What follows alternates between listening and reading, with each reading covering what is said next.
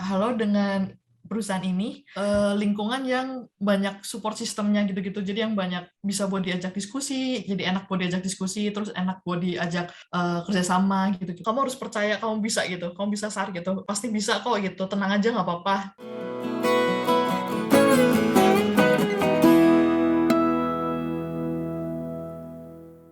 Hai, aku Aulia Rahma. Selamat datang di My Dream Job, sebuah obrolan membahas tentang perjalanan karir seseorang, dan semoga ini juga menjadi motivasi untuk teman-teman yang lagi nonton.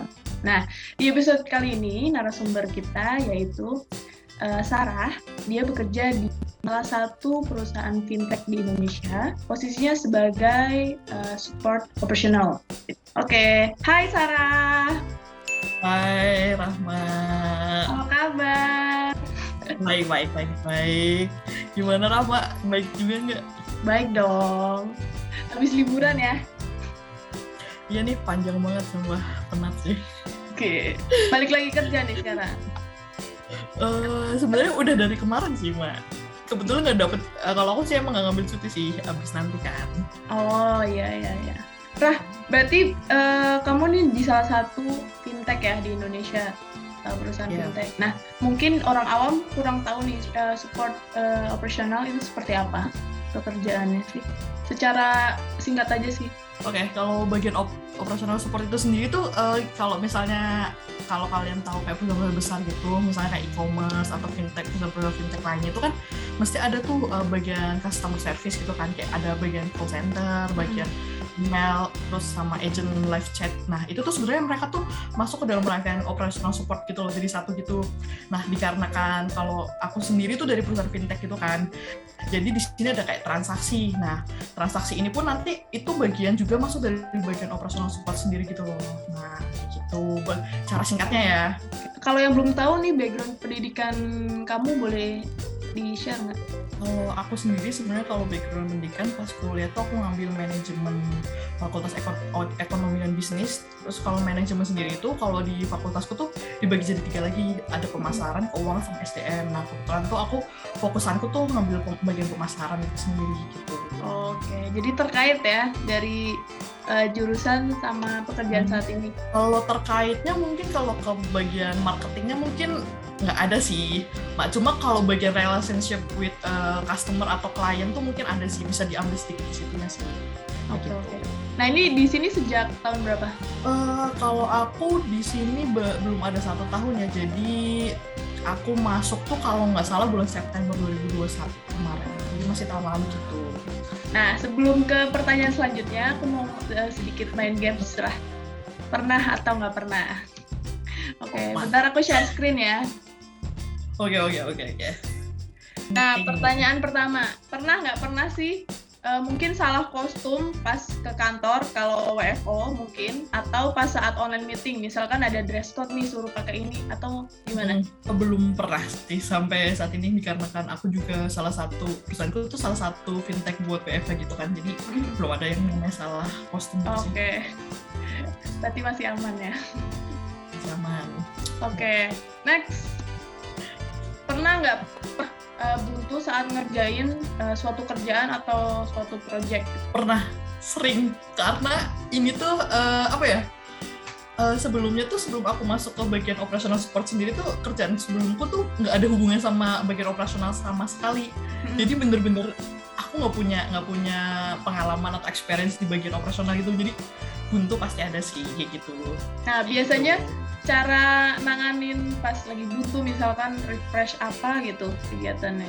Oh, kalau buntu itu tuh kalau di bagianku sendiri tuh kebetulan aku ada, pasti kan tiap kerjaan tuh ada SOP gitu kan, ada handbook lah istilahnya. Nah, kalau gitu aku biasanya buka-buka lagi tuh handbook atau SOP. Nah, tapi kalau misalnya udah buka dan nggak menemukan titiknya tuh biasanya aku ini sih kayak tanya ke senior gitu kan, kayak istilahnya kayak diskusi kecil lah kayak gitu untuk ngadepin suatu kerjaan itu tuh gimana gitu keluarnya kayak gitu. Oke, berarti saling tukar pikiran ya biar ada insight baru gitu. Ya benar, kalau aku sih gitu sih, soalnya karena emang belum di sini, aku juga belum ada genap setahun, jadi menurut aku tuh aku belum pure banget sih, belum kayak bener-bener ahli di bidangnya gitu. Next pertanyaannya, pernah nggak pernah tiduran di kantor? Kalau aku pas jam kantor pernah bener-bener pernah. Berarti pas karena WFH kan ya? WFH iya, dan karena itu aku kan juga bagian operasional support kan, itu tuh 24 jam, jadi itu ada shiftnya gitu loh.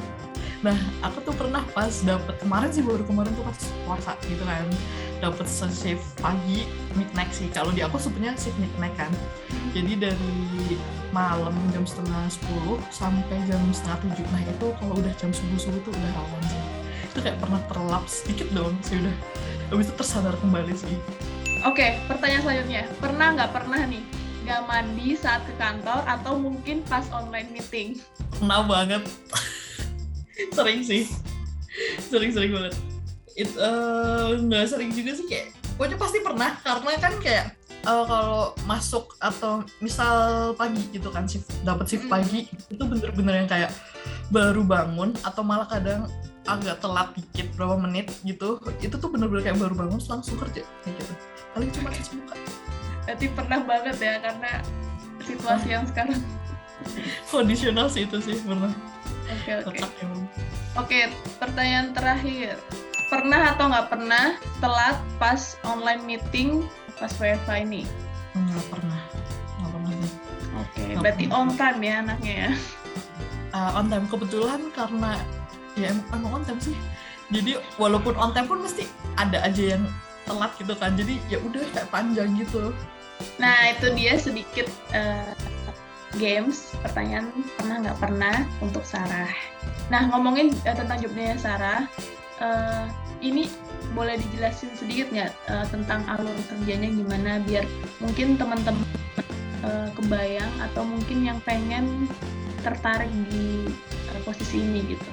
Oke. Kalau aku sendiri kebetulan tuh, kalau aku sendiri kan, jadi kalau di peroperasionalan, istilahnya kalau orang awam tahu sih, taunya tuh CS ya, CS-an, custom service-an itu tuh, kalau di perusahaan-perusahaan startup gitu-gitu tuh, mereka tuh ada yang namanya in-house dan BPO gitu. Dan BPO itu lebih dikenal lebih ke outsourcing gitu loh. Nah kalau aku sendiri, aku tuh bagian in-house gitu kan. Nah karena aku in-house itu, jadi job desk-ku tuh aku udah boleh berinteraksi langsung ke user atau langsung ke pengguna fintech ini.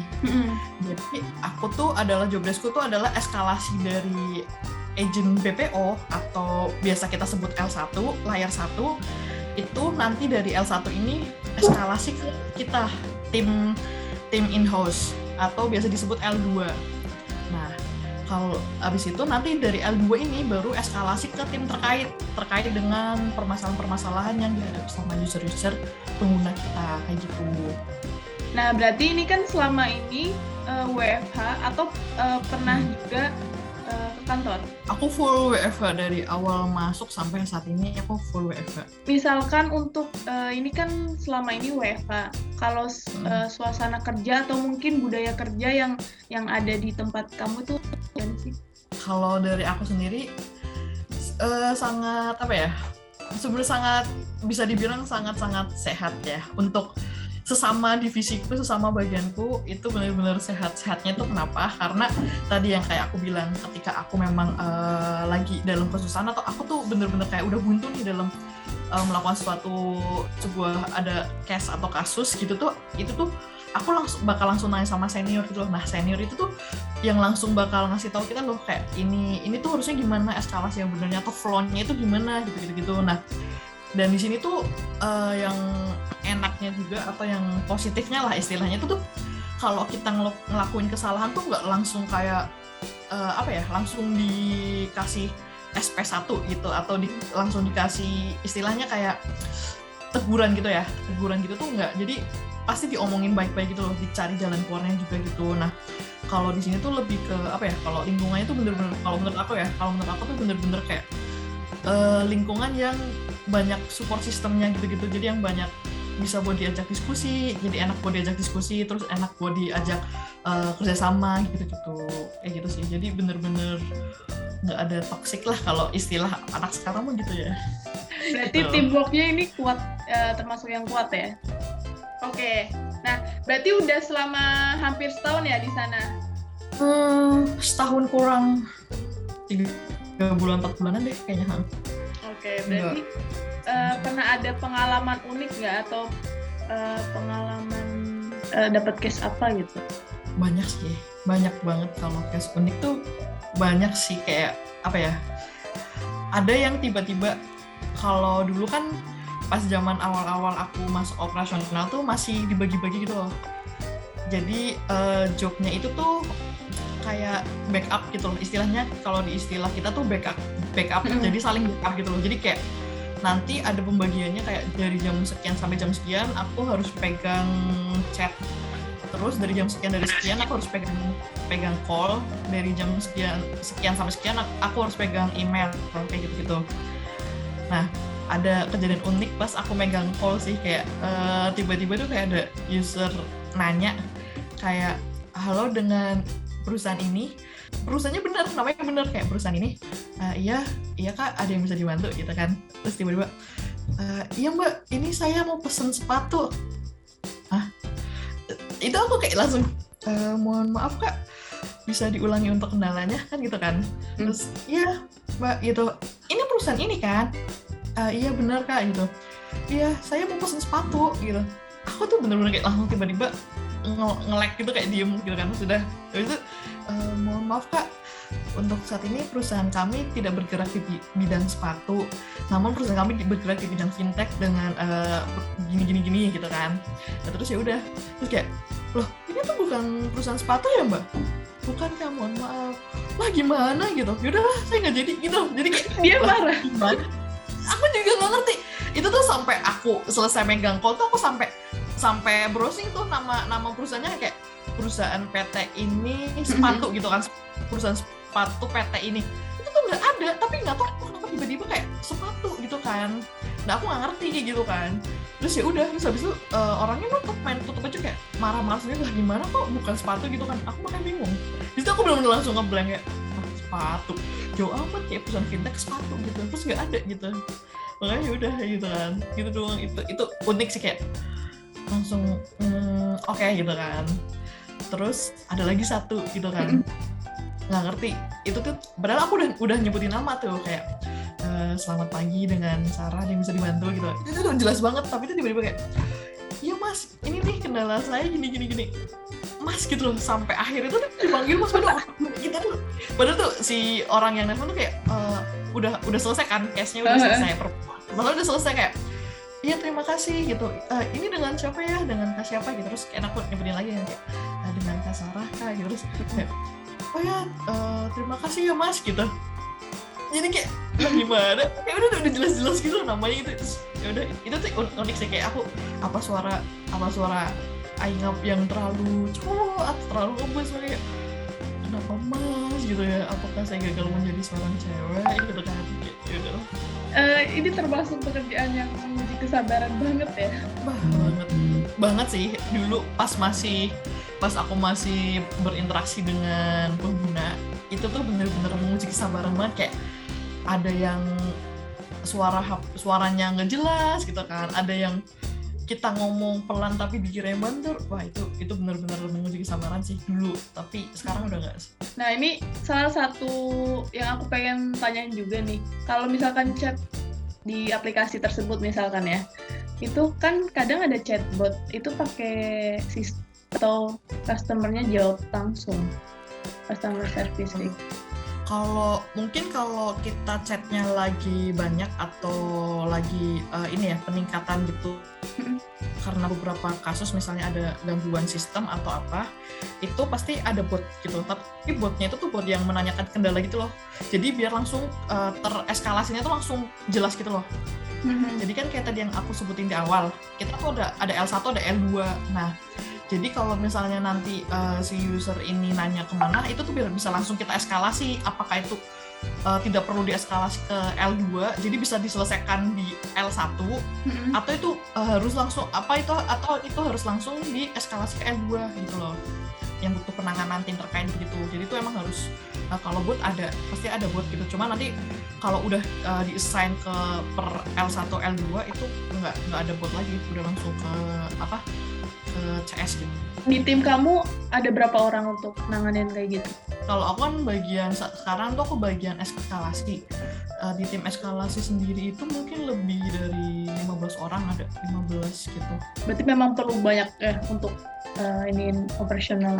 Iya, soalnya tuh kan karena kita shift-shiftan kan, ada 20 shift, dan itu tuh pasti harus selalu ada yang standby untuk tim eskalasi itu. Apalagi kan nanti kita istilahnya kita nggak cuma bantu user, kita bantu dari tim L1 itu sendiri eskalasi ke tim terkait gitu kan. Tim terkaitnya itu kan banyak, ada tim transaksi, ada tim dev, ada tim marketing gitu-gitu, atau tim yang lain-lain. Nah itu kan banyak timnya, jadi kita bantuin juga, selain user juga kita bantuin L1 ini buat eskalasi ke tim terkait gitu, tim lain-lain. Tadi salah satu cerita unik berhadapan dengan customer. Nah mungkin ada tantangan lain nggak sih sebagai operasional ini? Kalau tantangan pasti ada sih, apalagi semakin berkembangnya sebuah perusahaan kan akan semakin dari segi sistem pelayanan dan lain-lain itu pasti akan semakin terus berkembang gitu kan. Nah, jadi pasti itu ada tantangannya sih, kayak kita harus selalu update tentang apa nih yang terbaru, atau ada tentang istilahnya kayak produk knowledge apalagi nih yang harus kita tahu gitu kan. Mesti itu tuh harus terus ada, harus terus di upgrade gitu loh, nggak bisa kita stuck di situ doang gitu, kayak gitu. Kalau boleh tahu berarti di posisi kamu itu ada banyak background pendidikan nggak? Maksudnya selain manajemen, atau mungkin ada jurusan-jurusan lain yang nggak terkait juga tapi masuk di posisi ini? Ada banyak banget sih. Kalau yang aku tahu dari beberapa orang tuh, karena mungkin ini kayak bagian operasional itu tuh mereka tuh nggak berpatok pada background yang secara rinci gitu ya, harus apa gitu tuh, kayak semuanya tuh emang benar-benar dari nol gitu loh. Jadi kalau yang aku tahu tuh ada banget yang kayak dari biologi gitu kan, dari jurusan biologi tuh ada gitu kan, bagian apalagi ya sastra gitu ada, sastra Inggris, sastra apa tuh ada gitu. Jadi emang di sini tuh bagian operational support tuh kayak kita tuh bener-bener semuanya dari nol, atau mungkin kita bisa dibilang kayak learning by doing gitu kan. Jadi ya udah, kita belajarnya tuh bener-bener yang saat itu juga, dan emang nggak ada kayak di perkuliahan tuh nggak ada gitu. Jadi semuanya tuh nyatu jadi satu gitu loh. Jadi dari apapun backgroundnya tuh pasti ada. Oke, jadi macem-macem banget ya yang ada di sini. Iya, kalau yang aku tahu ya beberapa orang yang aku dekat gitu tuh beda sih, kayak jurusan itu beda sama aku gitu lah. Ini termasuk salah satu wishlist kamu nggak job ini? Misalkan dari posisinya atau perusahaannya, dulu aku pengen banget masuk sini, atau mungkin pas ada lowongan ini ternyata cocok dan jodohnya memang yang di sini gitu. Dulu pas selesai istilahnya kayak lulus kuliah tuh nggak punya yang standar tinggi banget sih buat milih kerjaan atau posisi yang kayak aku pingin ini gitu loh.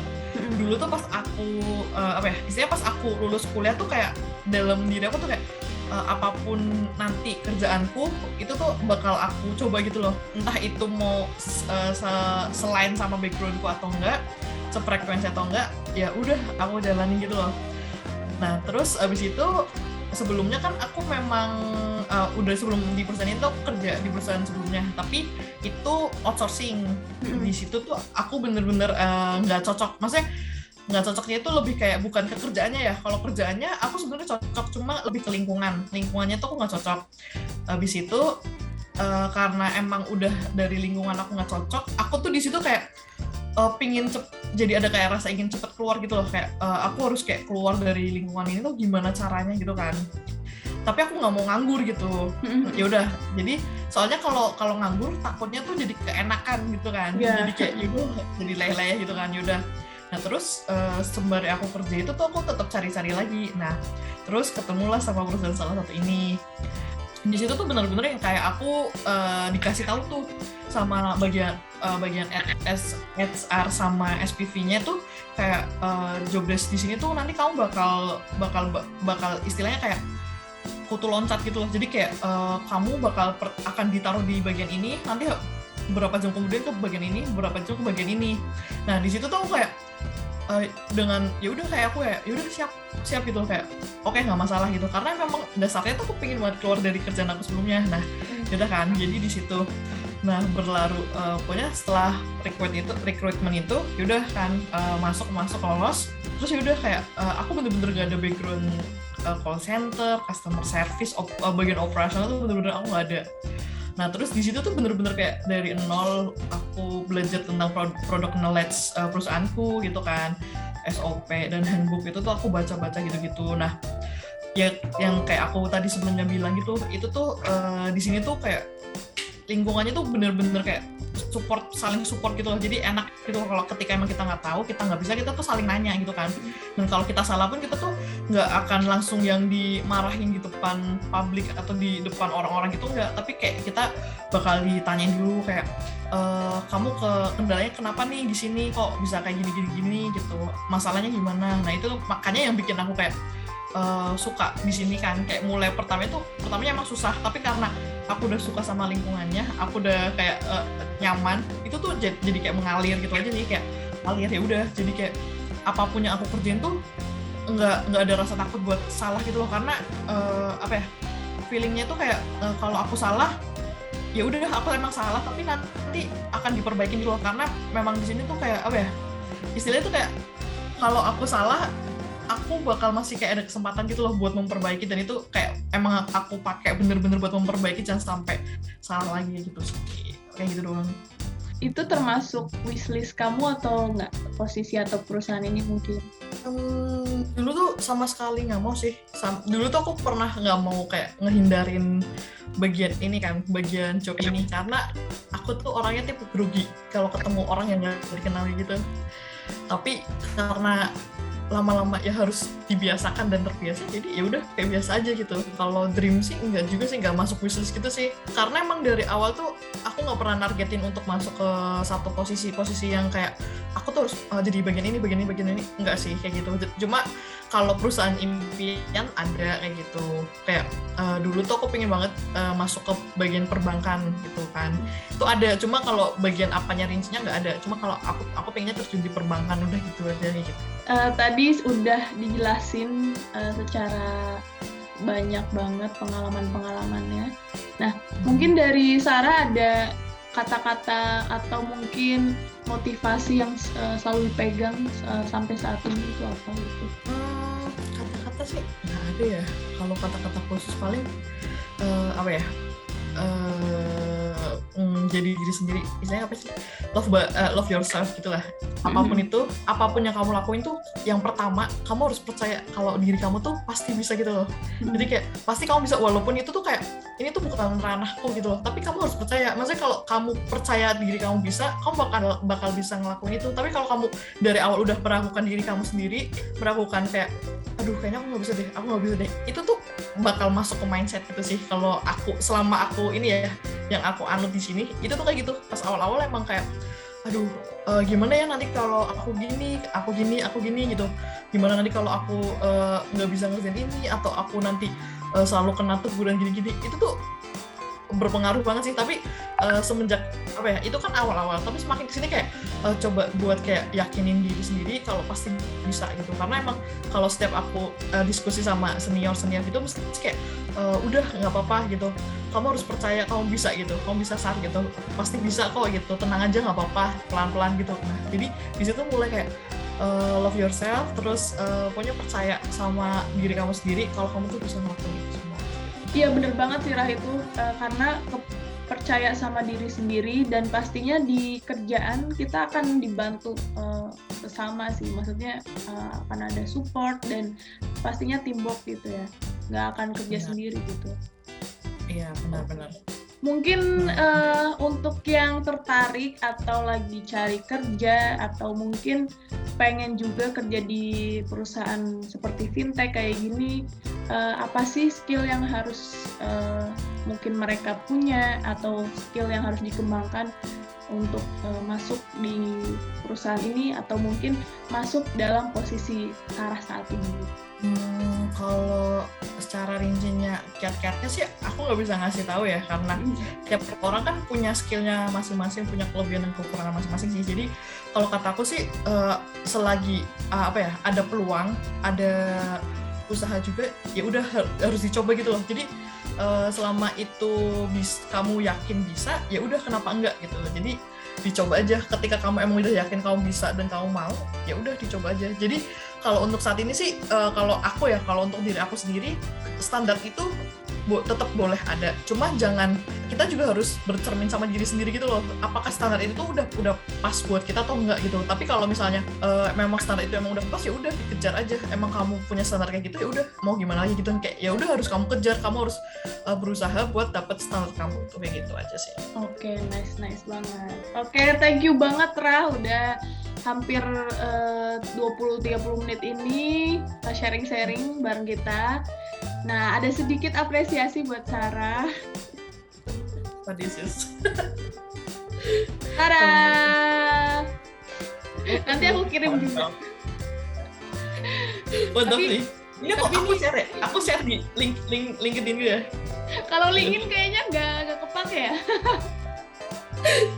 Nggak sih, barangkali sekalian ini promoin channel gitu kan. Oke. Siap. Bagus sih. Oke, thank you banget Ra. Niat sih, mantap. Thank you banget Ra udah mampir ke sini, udah sharing bareng kita. Nah, oke, teman-teman yang mungkin pengen di posisi Sarah saat ini atau mungkin ingin bekerja di perusahaan fintech, mungkin boleh share Instagram Sarah atau boleh ditulis di description box. Bisa ini ya, aku print out ya Instagram. Gak apa-apa, nanti biar mereka request. Mantap, oke. Thank you semuanya, sampai jumpa di next episode. Bye-bye.